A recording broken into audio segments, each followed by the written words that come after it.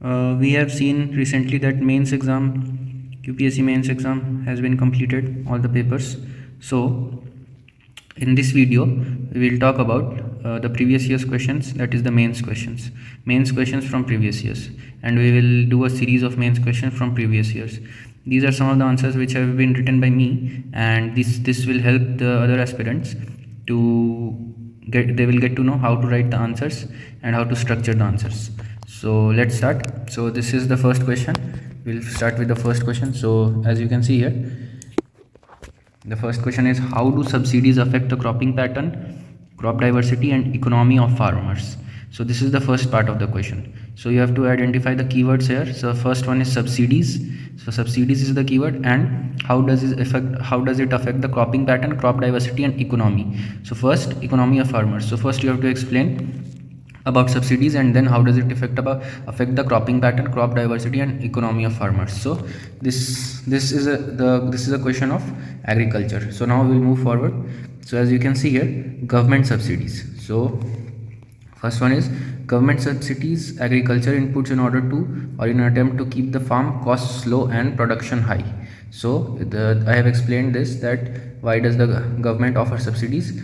So government subsidies are an incentive to farmers which help in the farmers to keep the farm costs low and production high. So there are various subsidies available to farmers in terms of cheap input credit. So input credit like seeds and all those fertilizers, seeds and fertilizers, subsidized rate electricity and irrigation, etc.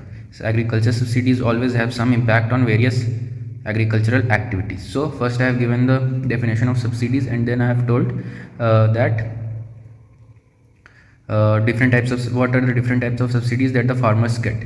So this explains the first keyword, that is the subsidies. Now we'll move on to the cropping pattern, crop diversity and economy of farmers, that is the other three keywords. So first we will see how it affects the cropping pattern. So as you see here, cropping pattern, crop selection gets distorted in favor of those.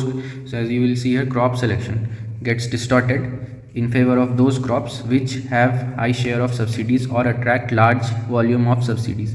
So the cropping pattern is affected such that the farmers only grow such type of crops on which subsidies are provided, so to attract large volume of subsidies. For example, cheap electricity and irrigation is provided to the farmers. So the farmers in the Punjab were motivated to go for water guzzling crops like rice instead of growing other crops, because subsidies provided, so they get water at subsidized rate, electricity at subsidized rate, so they will grow crops. Even if the crops requires more water, they can grow it. So this will affect the cropping pattern. Then crop diversity. So the second one is crop diversity. Now it affects the crop diversity. It gives way to the standard staple crops where there is assured market and cost of production is low due to subsidies. For example, wheat and rice are the standard crops in present time for Rabi and Kharif season respectively.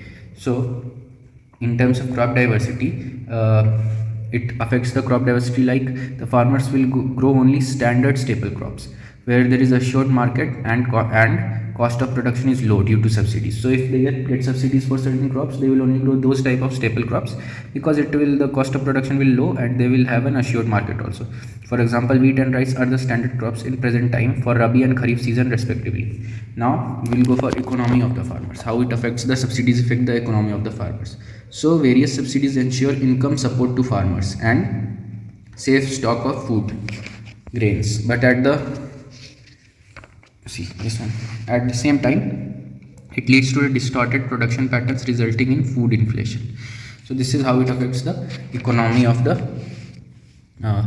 farmers, that is various subsidies ensure income support to farmers. So income support will be there because subsidy is there, and safe stock of food also, food grains, but at the same time it leads to distorted production patterns resulting in food inflation, because the farmers will only produce those crops which have attract subsidies, so the other crops will not be in sufficient amount, so there will be food inflation. Now we'll move on to the second part of the question, that is, you can see the second part of the question is, what is the significance of crop insurance, MSP and food processing for small and marginal farmers?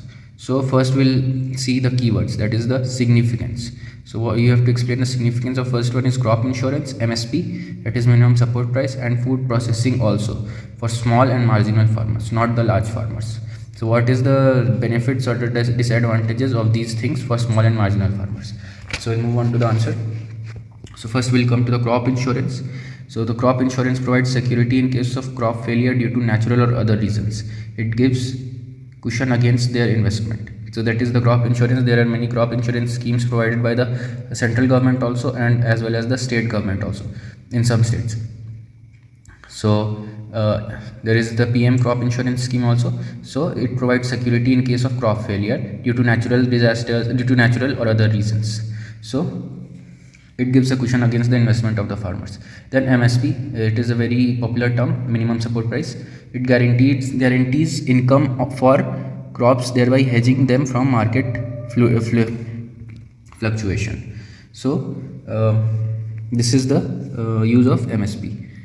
MSP for certain produces like wheat and rice drives farmers to take the safe side and thus shifts to cereal production rather than fruits, vegetables, etc. So this is what MSP does. That is, if there is a minimum support price for rice and wheat, then the farmers will grow these crops more instead of fruits and vegetables, and that is what MSP is.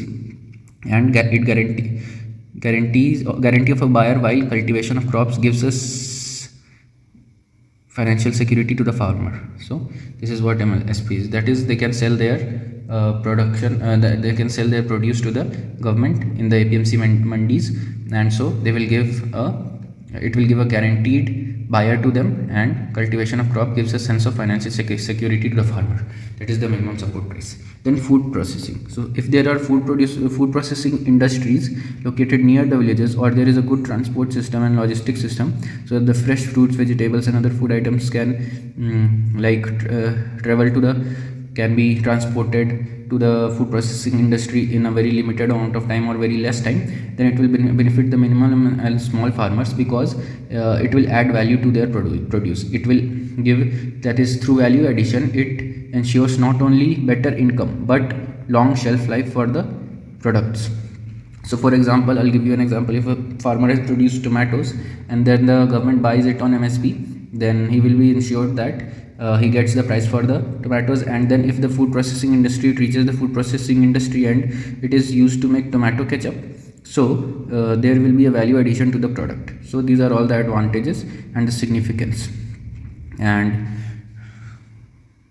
hope you found this video informational, and this is one of the answers that I have written, and from now onwards we will do the mains series, in which we will solve the previous year's mains questions. So this is all for today's video. I will see you in the next video.